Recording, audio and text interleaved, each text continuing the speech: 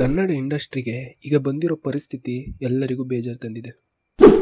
2025ರಲ್ಲಿ release ಆಗಿರೋ ಫಿಲ್ಮ್ಗಳಲ್ಲಿ ಒಂದು ಸಿನಿಮಾನು ಇಲ್ಲಿವರೆಗೂ 10 crore ಕಲೆಕ್ಷನ್ನೇ ದಾಟಿಲ್ಲ. ಒಂದು ಕಾಲದಲ್ಲಿ ಕಳೆದೋಗಿರೋ ಮಲಯಾಳಂ ಇಂಡಸ್ಟ್ರಿನೇ ಈಗ ಹಿಟ್ ಮೇಲೆ ಹಿಟ್ ಫಿಲ್ಮ್ನ ಕೊಡ್ತಾ ಇದೆ. ಆದರೆ ಕನ್ನಡ ಇಂಡಸ್ಟ್ರಿ ಈಗ ಕಳೆದೋಗ್ಬಿಟ್ಟಿದೆ. ಇವತ್ತಿನ ವಿಡಿಯೋದಲ್ಲಿ ಇದಕ್ಕೆ ಕಾರಣಗಳೇನು ಅನ್ನೋದನ್ನು ನೋಡ್ತಾ ಹೋಗೋಣ. Number 1, Darshan issues. ನಿಮಗೆ ಗೊತ್ತಿರೋ ಹಾಗೆ ದರ್ಶನ್ ಅವರು ಮಾಡ್ಕೊಂಡಿರೋ ಇಶ್ಯೂಯಿಂದನೇ ಈಗ ಡೆವಿಲ್ ಮುಂದೆ ಹೋಗಿದೆ. ಡೆವಿಲ್ ಯಾವಾಗಲೂ ಬರಬೇಕಿತ್ತು. ದರ್ಶನ್ ಅವರು ವರ್ಷಕ್ಕೆ 2 ಮೂವಿ ಕೊಟ್ಟರೆ ಇಂಡಸ್ಟ್ರಿ ಬೇರೆ ಲೆವೆಲ್ಗೆ ಹೋಗುತ್ತೆ. ಯಾಕಂದರೆ ದರ್ಶನ್ ಅವರ ಫ್ಯಾನ್ಸ್ಗಳ ಸಂಖ್ಯೆ ಅಷ್ಟಿದೆ. ನಿಜ ಹೇಳಬೇಕಂದ್ರೆ ದರ್ಶನ್ ಅವರ ಮೂವಿಯಲ್ಲಿ ಕಂಟೆಂಟ್ ಅನ್ನೋದು ಸ್ವಲ್ಪ ಚೆನ್ನಾಗಿದ್ರೂ ಅದು ಬ್ಲಾಕ್ ಬಸ್ಟರ್ ಹಿಟ್ ಆಗುತ್ತೆ. ಇದಕ್ಕೆ ನಮ್ಮ ಕಾಟೇರನೇ ಎಕ್ಸಾಂಪಲ್. ಹಾಗೆ ಡೆವಿಲ್ ಕೂಡ ಇದ್ದರೆ ಅದು ಇಂಡಸ್ಟ್ರಿಗೆ ಈ ವರ್ಷ ಒಳ್ಳೆ ಬೂಸ್ಟ್ ಕೊಡುತ್ತೆ.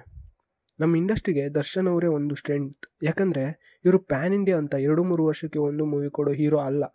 ದರ್ಶನ್ ಅವರ ಡೆವಿಲ್ ಬೇಗ ಬರಲಿ, ಹಾಗೆ ದರ್ಶನ್ ಅವರು ವರ್ಷಕ್ಕೆ ಅಟ್ಲೀಸ್ಟ್ 2 ಸಿನಿಮಾ ಆದರೂ ಕೊಡೋ ಹಾಗೆ ಆಗಲಿ. Pan India movies are big movies. ಯಾವಾಗ KGF 2 ಪಾರ್ಟ್ಗಳಲ್ಲಿ ಬಂತೋ ಆಗ ಎಲ್ಲರೂ ಅವರ ಕಿತ್ತೋಗಿರೋ ಕಥೆನ 2 ಪಾರ್ಟ್ಗಳಲ್ಲಿ ಹೇಳೋಕ್ಕೆ ಸ್ಟಾರ್ಟ್ ಮಾಡಿದರು. ಆದರೆ ಅದರಲ್ಲಿ ಸ್ಟೋರಿ ಇದೆಯೋ ಇಲ್ವೋ ಅಂತಲೇ ಅವ್ರು ನೋಡೋಲ್ಲ. ಪ್ಯಾನ್ ಇಂಡಿಯಾ ಅಥವಾ ಬಿಗ್ ಮೂವೀಸ್ ಮಾಡಲಿ, ಆದರೆ ಅದನ್ನು ಮಾಡೋಕ್ಕೆ 2-3 ವರ್ಷ ತಗೋತಿದ್ದಾರೆ. ಫಾರ್ ಎಕ್ಸಾಂಪಲ್ ಸುದೀಪ್ ಅವರು ಬಿಲ್ಲರಂಗ ಭಾಷೆಯನ್ನು ಮಾಡ್ತಿದ್ದಾರೆ. ಖಂಡಿತ ಇದು ಈ ವರ್ಷ ಅಂತೂ ಬರಲ್ಲ. ಇನ್ನು ಯಶ್ ಈಗಾಗಲೇ KGF ರಿಲೀಸ್ ಆಗಿ 3 ವರ್ಷ ಆಯಿತು. ಟಾಕ್ಸಿಕ್ಗೆ 4 ವರ್ಷ ತಗೋತಿದ್ದಾರೆ.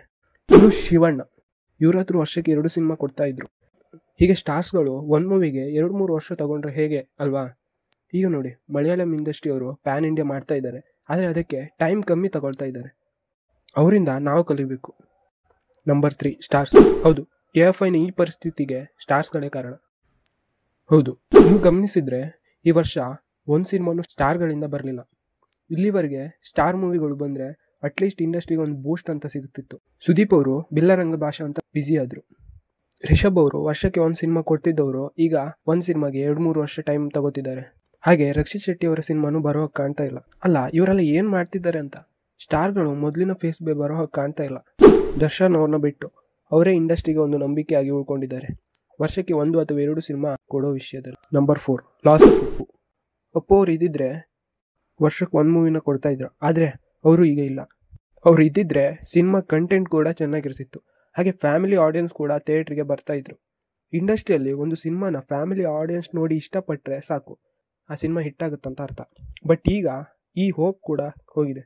ಯಾವಾಗ ಇದೆಲ್ಲ ಕೂಡಿ ಬರುತ್ತೋ ಆವಾಗ ಇಂಡಸ್ಟ್ರಿಗೆ ಒಂದು ಹಂತಕ್ಕೆ ಬರುತ್ತೆ. ಈ ವರ್ಷ ಬರ್ತಾ ಇರೋ ದೊಡ್ಡ ಮೂವಿಗಳು ಮತ್ತು ಆಡಿಯನ್ಸ್ಗಳು ನಂಬಿಕೆ ಇಟ್ಟಿರೋ ಮೂವಿಗಳು ಯಾವುದಂದರೆ ಡೆವಿಲ್, 45, ಕಾಂತಾರ ಚಾಪ್ಟರ್ 1. ಇದು ನಂಬಿಕೆ ಇಟ್ಟಿರೋ ಮೂವಿಗಳಷ್ಟೇ. ಹಾಗೆ ಇವುಗಳ ಡೇಟ್ ಮುಂದೆ ಹೋದರೂ ಆಶ್ಚರ್ಯ ಪಡಬೇಕಿಲ್ಲ.